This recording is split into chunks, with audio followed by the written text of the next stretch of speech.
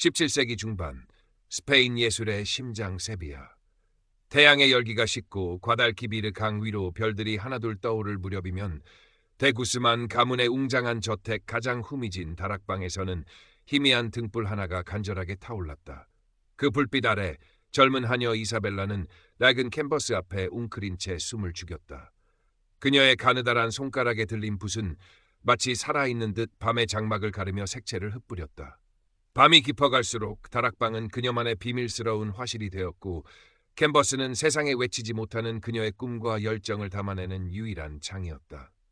이사벨라에게 그림은 삶 그 자체였다. 전염병으로 부모를 잃고 수도원 부속 고아원에서 잠시 머물렀던 시절, 그녀는 잿빛 벽에 몰래 목탄으로 새와 꽃을 그리며 슬픔을 달랬다. 은퇴한 노아가의 눈에 띄어 잠시 그림의 기초를 배웠지만 그마저도 스승의 죽음으로 짧게 끝나버렸다. 생계를 위해 대구스만 가문의 하녀가 되었지만 붓을 놓을 수는 없었다. 낮에는 고된 노동에 시달리면서도 밤이면 몰래 물감과 붓을 꺼내들었다. 그녀의 그림에는 세비야의 눈부신 햇살, 성당의 장엄한 스테인드 글라스, 그리고 이름 모를 들꽃의 소박한 아름다움이 고스란히 담겨 있었다. 그런 그녀에게 유일한 이해자이자 비밀스러운 연인은 같은 저택의 젊은 정원사 마르틴이었다. 성실하고 순박한 마르틴은 우연히 이사벨라의 그림을 보게 된 후 그녀의 천재적인 재능에 깊이 감탄했다. 그는 이사벨라가 밤늦도록 그림을 그릴 수 있도록 몰래 등잔 기름을 가져다 주거나 그녀가 좋아하는 야생화 꽃다발을 꺾어다 캔버스 옆에 놓아주곤 했다. 이사벨, 당신의 그림은 마치 살아있는 것 같아요. 언젠가 세비야 최고의 화가가 될 거예요. 마르틴의 따뜻한 격려는 이사벨라에게 무엇과도 바꿀 수 없는 힘이 되었다. 두 사람은 신분의 벽과 삼엄한 감시를 피해 정원 구석이나 마구간 뒤편에서 짧은 만남을 이어가며 애틋한 사랑을 키웠다. 그들의 사랑은 위태로웠지만 그래서 더욱 간절하고 순수했다. 한편 이 저택의 안주인 도냐 엘레나 데 구스만은 세비야 사교계의 꽃으로 불리는 아름다운 여인이었다.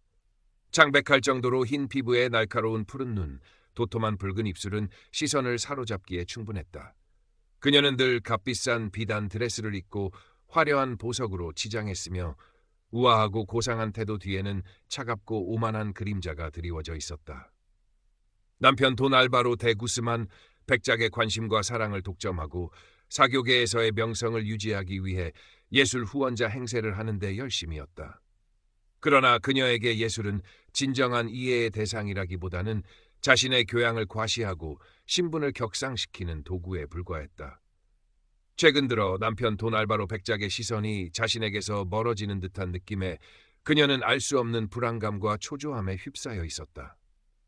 젊은 시절 그녀 역시 그림을 배우려 했으나 재능이 없다는 냉정한 평가와 함께 붓을 꺾었던 쓰라린 기억은 그녀의 마음속 깊은 곳에 응어리처럼 남아 있었다. 어느 늦은 오후 돈 알바로 백작은 평소 잘 찾지 않던 저택의 낡은 다락방 근처를 지나다가 우연히 문틈으로 새어나오는 가느다란 빗줄기를 발견했다. 호기심에 이끌려 삐걱거리는 문을 열고 들어선 순간 그는 숨이 멎는 듯한 광경과 마주했다. 먼지 쌓인 다락방 한 구석, 낡은 이젤 위에 놓인 캔버스에는 마치 살아 숨쉬는 듯한 성모 마리아의 초상이 그려져 있었다. 슬픔과 자애가 공존하는 깊은 눈빛, 금방이라도 눈물을 떨굴 듯한 섬세한 표정은 보는 이의 마음을 뒤흔들었다. 그리고 그 옆에는 세비야의 석양을 담은 풍경화, 이름 모를 들꽃을 그린 정물화들이 마치 보석처럼 빛나고 있었다. 이것은 누가 그린 것이냐? 백작의 나직하지만 힘있는 목소리에 구석에서 떨고 있던 이사벨라가 천천히 모습을 드러냈다. 더러워진 작업복 차림에 물감이 잔뜩 묻은 얼굴이었지만 그녀의 눈빛만은 유난히 반짝였다. 제가 그렸습니다, 나리. 돈 알바로 백작은 한동안 말을 잇지 못했다. 미천한 하녀의 손에서 이토록 경이로운 그림이 탄생했다는 사실을 믿을 수 없었다. 그는 이사벨라의 다른 그림들을 차례로 살펴보며 감탄사를 연발했다. 그의 눈에는 예술에 대한 순수한 열정과 천부적인 재능이 고스란히 느껴졌다. 놀랍구나, 정말 놀라워. 이런 재능을 가진 아이가 하녀로 썩고 있었다니. 백작은 이사벨라의 어깨를 두드리며 말했다. 내 너에게 서재를 장식할 그림 몇 점을 맡기겠다. 그리고 가능하다면 내 초상화도 그려주었으면 좋겠구나. 필요한 것이 있다면 무엇이든 말하거라. 내가 후원을 아끼지 않겠다. 이사벨라는 자신의 귀를 의심했다. 꿈에도 그리던 기회가 현실로 다가온 것이다. 그녀는 벅찬 감격에 말을 잇지 못하고 그저 고개만 숙였다. 돈 알바로 백작의 파격적인 제안은 순식간에 저택 전체로 퍼져나갔고 당연히 도냐 엘레나의 귀에도 들어갔다. 뭐라고요? 그 천한 하녀 아이에게 그림을 맡기셨다고요? 그것도 당신의 초상화를? 엘레나의 아름다운 얼굴이 질투와 분노로 일그러졌다. 남편의 관심이, 그것도 예술이라는 자신의 영역이라 여겼던 분야에서 미천한 하녀에게 향했다는 사실은 그녀에게 참을 수 없는 모욕감과 위기감을 안겨주었다. 그녀의 푸른 눈동자에 차가운 불꽃이 이글거렸다. 감히 내 것을 넘봐? 용서할 수 없어. 엘레나의 마음속에서 검은 질투의 씨앗이 싹트기 시작했다. 그것은 곧 이사벨라의 삶을 송두리째 흔들 거대한 폭풍의 전조였다. 도냐 엘레나의 질투는 교묘하고 집요하게 이사벨라의 숨통을 조여왔다. 처음에는 사소한 트집이었다. 이 그림은 색감이 너무 칙칙하구나. 좀 더 화사하게 그릴 수는 없겠니? 혹은 먼지가 이게 뭐냐? 그림 그리는 것보다 청소나 제대로 하거라. 라며 이사벨라의 작업 공간을 일부러 어지럽히기도 했다.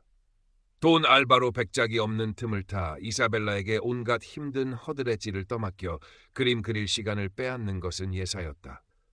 내까지 하녀 주제의 분수를 알아야지. 그림은 무슨 그림이냐. 당장 가서 마구간이나 치우거라.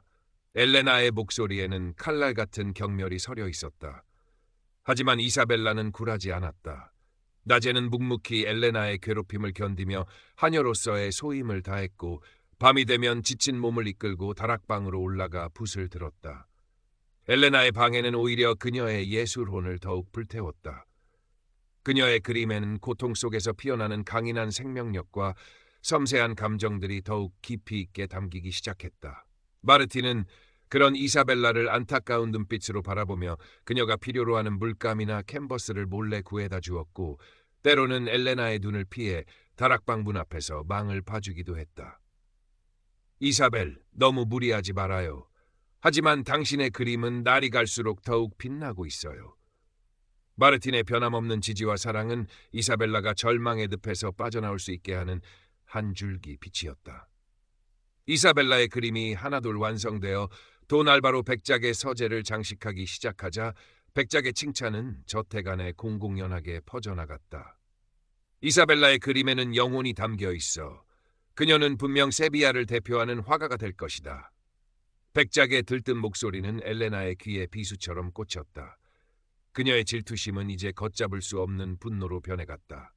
엘레나는 이사벨라와 마르틴 사이의 미묘한 분위기를 감지하고 두 사람의 관계를 의심하기 시작했다. 저것들이 내 집에서 감히 불경한 짓을 꾸미고 있는 것이 틀림없어. 그녀는 하인들을 시켜 두 사람을 감시하게 했고 그들의 만남을 방해하기 위해 온갖 수단을 동원했다. 마르틴에게는 다른 지방에 더 좋은 일자리를 미끼로 이사벨라 곁을 떠나도록 종용하는가 하면 이사벨라에게는 마르틴이 실은 다른 여자와 정을 통하고 있다는 거짓 소문을 퍼뜨려 그녀를 괴롭혔다. 심지어 엘레나는 이사벨라가 완성한 그림에 몰래 흠집을 내거나 돈 알바로 백작에게 이사벨라가 불순한 의도를 가지고 접근하고 있으며 그녀의 그림에는 사악한 기운이 담겨 있다고 모함하기까지 했다. 여보, 저 아이의 눈빛을 보세요.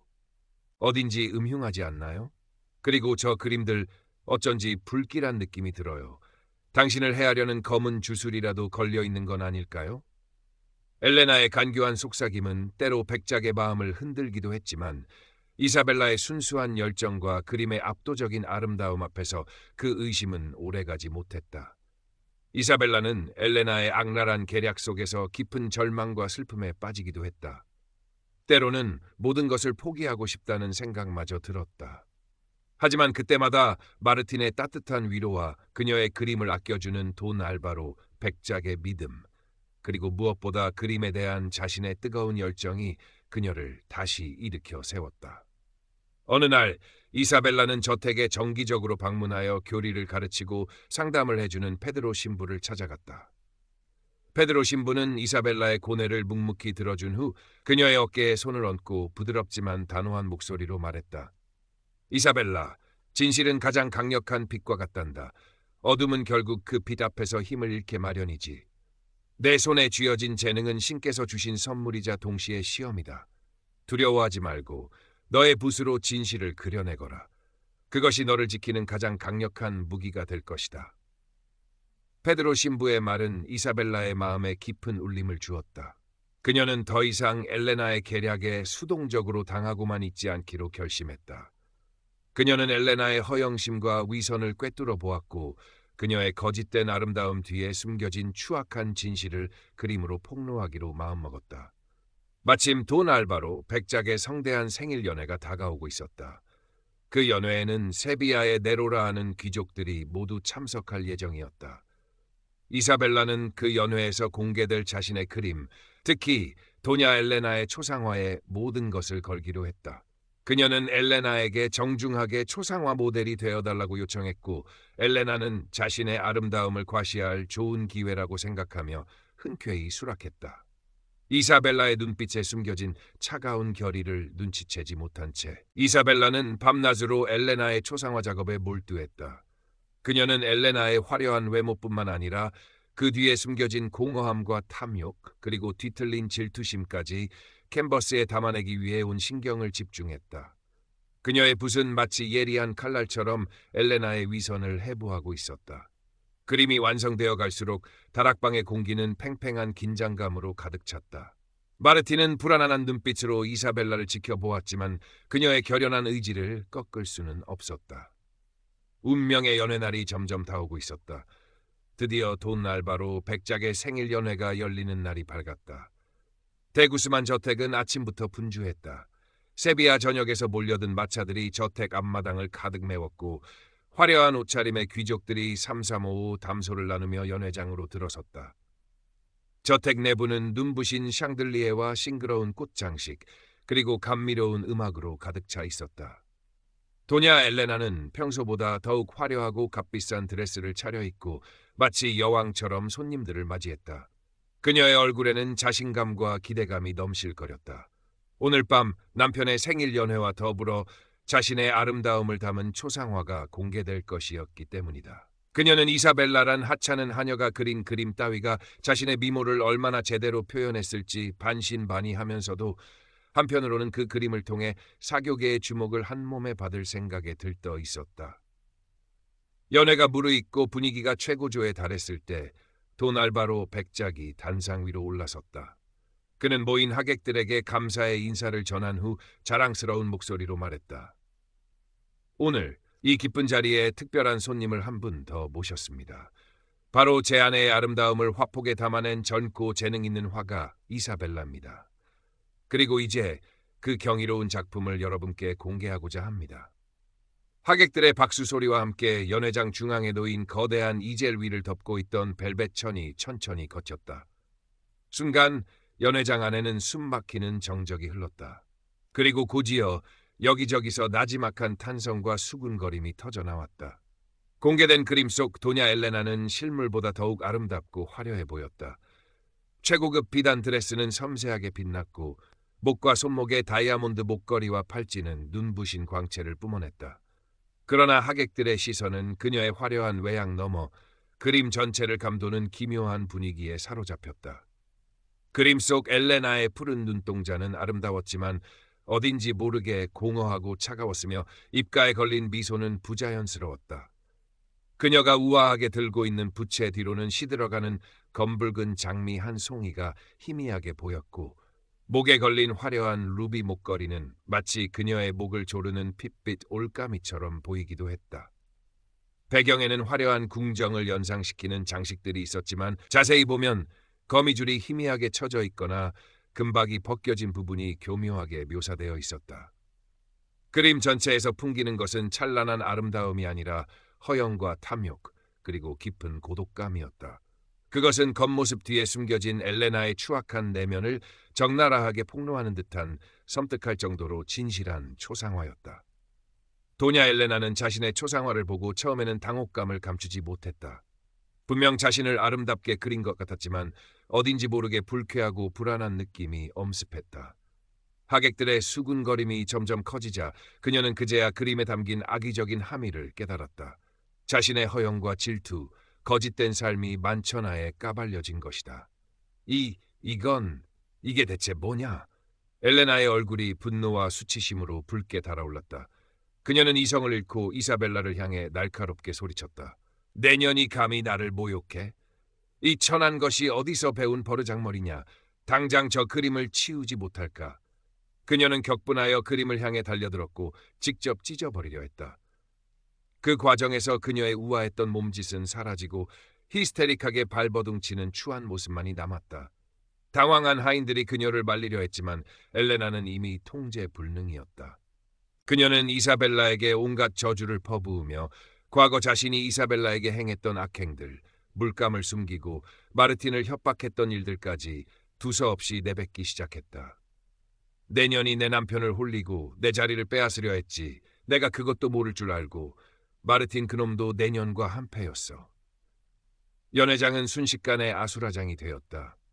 귀족들은 눈앞에서 벌어지는 상초월의 막장 드라마의 경악을 금치 못했고 몇몇은 혐오스러운 표정으로 자리를 뜨기 시작했다.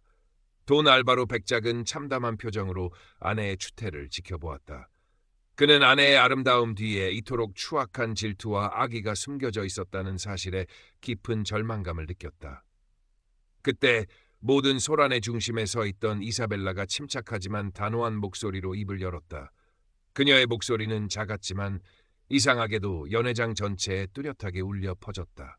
저는 단지 제가 본 진실을 그렸을 뿐입니다, 백작 부인. 화가의 눈은 때로는 마음의 창을 들여다보기도 하니까요.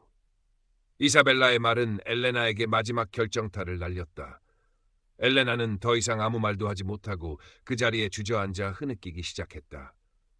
그녀의 화려했던 명성과 자존심은 산산조각 나버렸다. 한때 세비야 사교계의 여왕이었던 도냐 엘레나는 이제 한낱 웃음거리이자 동정의 대상으로 전락해버린 것이다.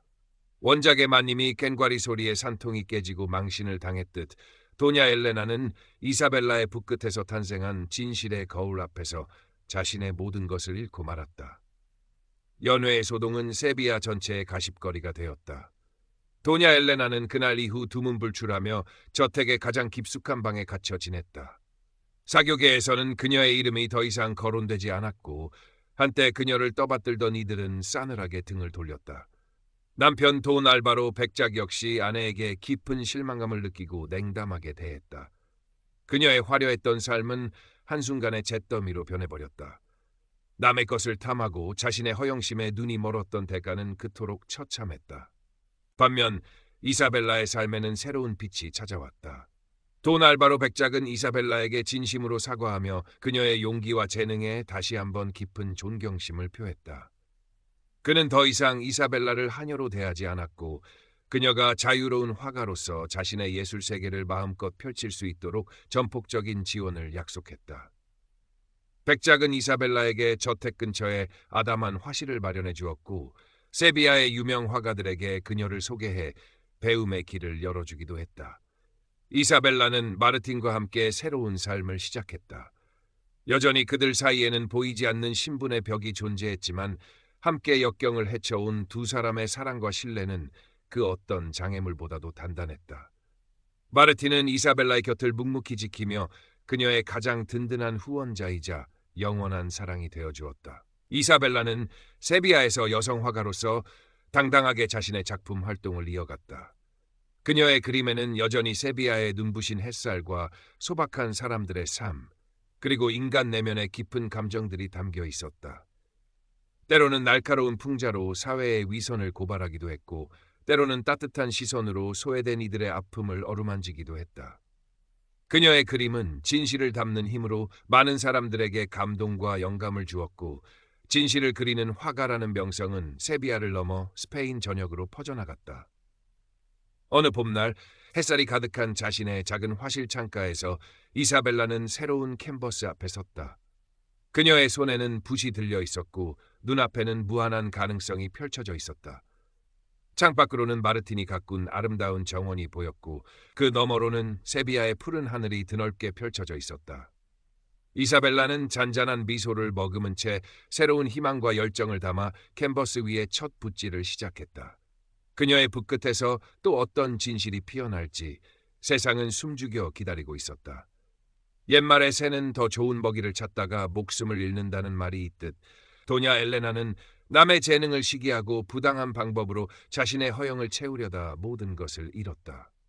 그러나 이사벨라는 자신의 진실된 마음과